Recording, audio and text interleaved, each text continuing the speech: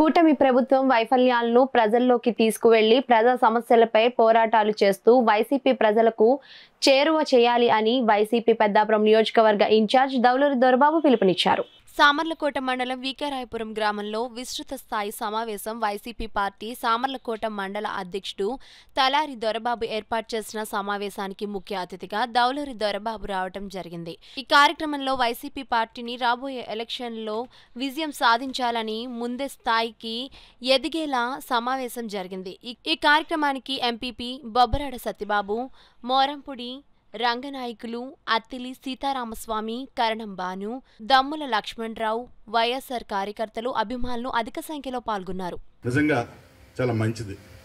ఎందుకంటే మనం అందరం కూడా ఎన్నికలైన తర్వాత చాలాసార్లు కలుసుకున్నాం. చాలాసార్లు ఆఫీసులో కలుసుకోవచ్చు, లేకపోతే బయట కలుసుకున్నాం.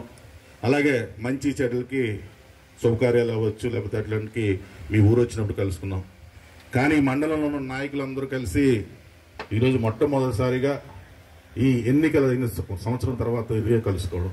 కాబట్టి ఒక 5 నిమిషాలు ఈ సంవత్సరం కానీ నేను ఇందాక పెద్దలు చెప్పినట్టుగా, మన అత్తిలి సీతారామస్వామి గారు చెప్పినట్టుగా, మిగిలిన వాళ్ళు చెప్పినట్టుగా ఈ ఎన్నికలు ఎందుకు ఓడిపోయాము అని చాలా కారణాలు చెప్పడం జరిగింది.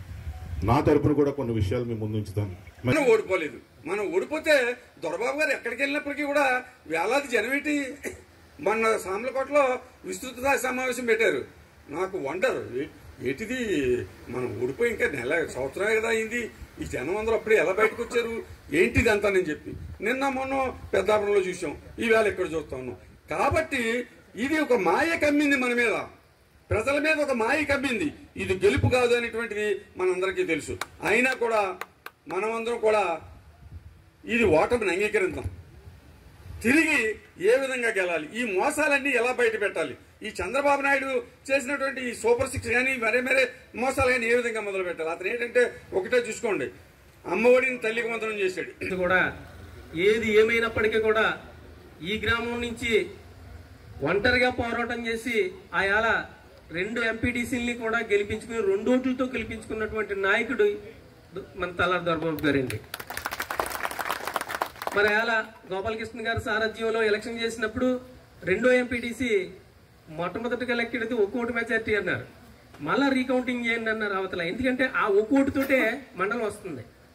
వాళ్ళకి సమానంగా వచ్చి మనకు సమానంగా వచ్చినాయండి. ఈ ఎంపీటీసీ తోటే మనం ఫామ్ చేయగలుగుతున్నాం. అలా మా భద్రం గారు ఎంపీపీగా ఉన్న టైంలో మళ్ళీ రెండోసారి నెగ్గితే లెక్కింతే 2 ఓట్లు వచ్చినాయండి. జక్కంపూడి రామ్మోహన్ రావు గారు మనకి జిల్లా అధ్యక్షులుగా ఉన్నారు. 1 ఓటు ముందు ఒకటి వచ్చింది, మళ్ళీ లెక్కెడితే 2 వచ్చినాయి. అలా కుదరదు మాకు అని చెప్పేసి మళ్ళీ అవతలలో గొడవ పెట్టారు. గొడవ పెడితే వెంటనే పార్టీ ప్రెసిడెంట్ గారికి గోపాలకృష్ణ గారికి ఫోన్ చేస్తే ముందు 1 వచ్చింది, మళ్ళీ 2 వచ్చాయా, ఎలా వచ్చేయండి అని చెప్పేసి అన్న దమ్మున్న నాయకుడు అలా జక్కంపూడి రామ్మోహన్ రావు గారు.